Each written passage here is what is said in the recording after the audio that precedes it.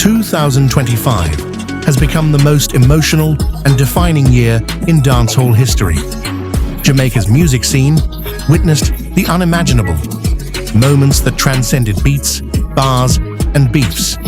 It began with a symbolic reunion. Vybz Kartel, Mavado, and Buju Banton, once bitter rivals, now standing shoulder to shoulder.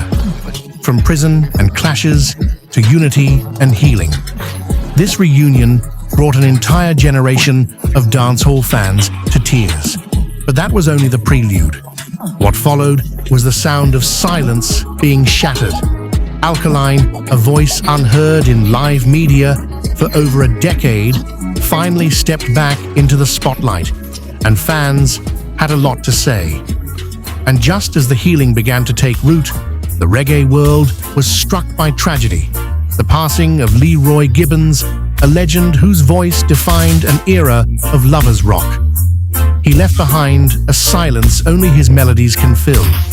Stick around as we uncover every detail of these iconic scenes, from war to peace, silence to sound, and life to legacy.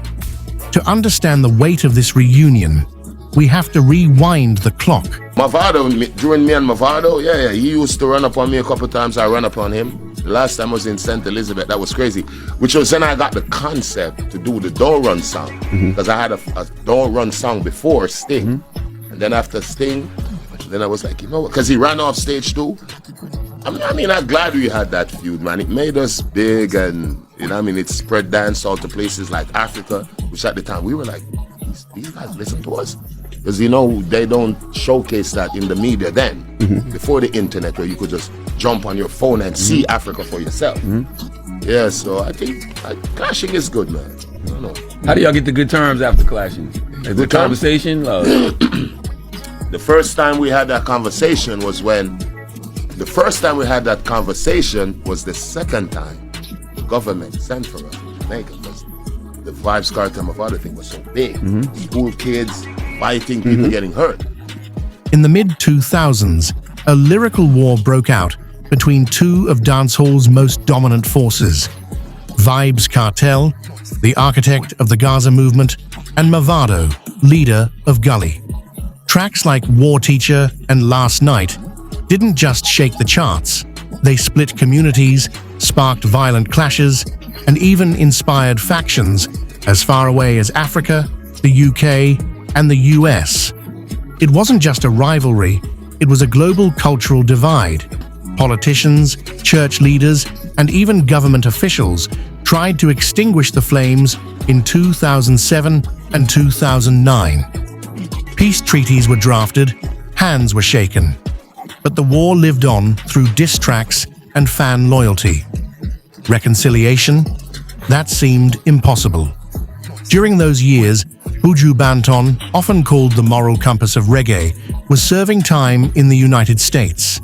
But when he returned home to Jamaica in 2018, he came back with a clear vision: unity through music and a commitment to healing wounds left by lyrical warfare. Fast forward to June 18th, 2025, a day that will go down in dancehall history.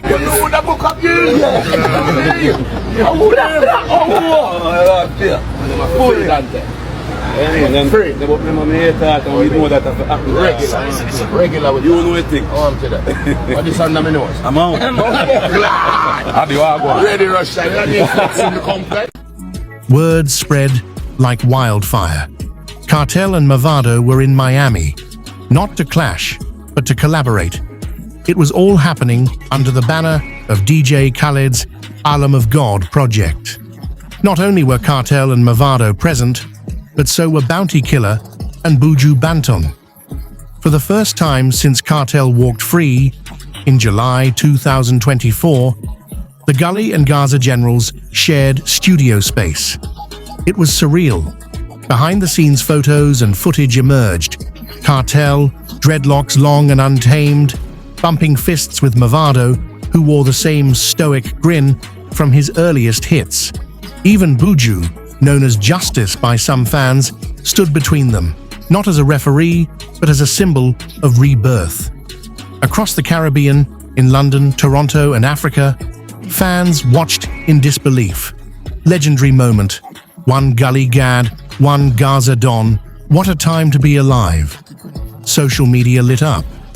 In dancehall circles, the words "Unity is strength" trended for days. The track they recorded, a single titled "You Remind Me," a tribute to how far they've come. But it didn't stop there. The four icons joined forces to shoot a powerful music video in Miami. Set for release later this year, it's already being called the most anticipated dancehall video of the decade. For the culture, for the youth, for the future, what's next is dancehall history. This wasn't just a reunion, it was cultural reconciliation. A message louder than any diss track, more powerful than any sound clash. It was closure, and it shook the world. While fans were still processing the Gaza Gully healing, another shockwave hit dancehall. Alkaline, the elusive enigma of the genre, broke his silence. Since his meteoric rise in the early 2010s, Erlen Bartley, known as Alkaline, was a ghost in the media. He rarely performed. He dodged interviews. He never addressed controversy. We are expressing ourselves, getting our voice heard, So we use that platform to kind of generate a fan base from even early as then. For years, fans had only his music, nothing more.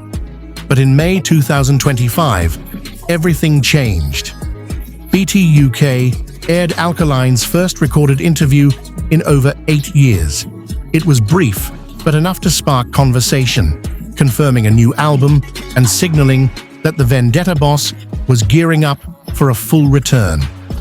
Then came July 2nd, 2025, a day fans waited a decade for. Cliff Hughes, one of Jamaica's most respected journalists, interviewed Alkaline live on air for the first time in more than 10 years. The moment was massive. The reactions? Divided. Many fans praised Alkaline's raw honesty. Others criticized his short answers, reserved tone, and lack of engagement.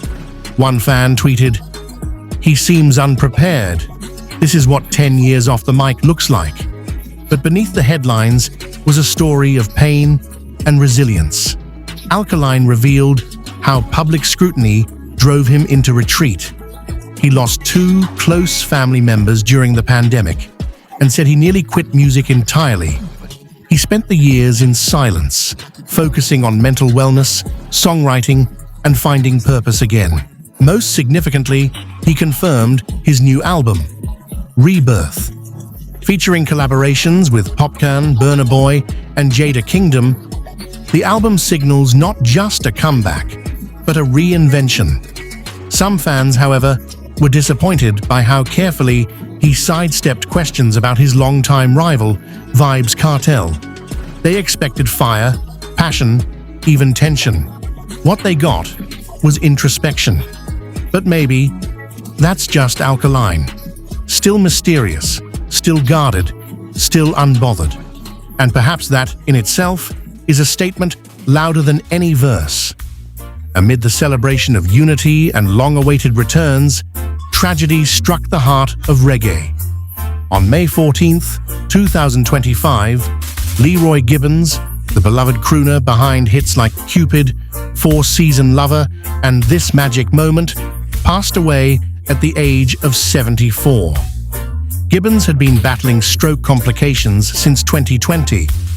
Despite his health challenges, he made one final appearance in December 2024, wheeled on stage in Kingston to sing Missing You. It was fragile. It was tearful. It was unforgettable. His final note wasn't just musical, it was spiritual. The tributes poured in like a river of love. Freddie McGregor, Beres Hammond, Luciano, Sanchez, and younger stars like Coffee stood in solidarity.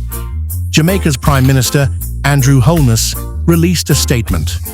"My condolences to the family, friends, and fans of Leroy Gibbons, a cherished son of Jamaica whose voice helped shape the golden era of reggae and lovers rock. Gibbons' impact stretched beyond charts.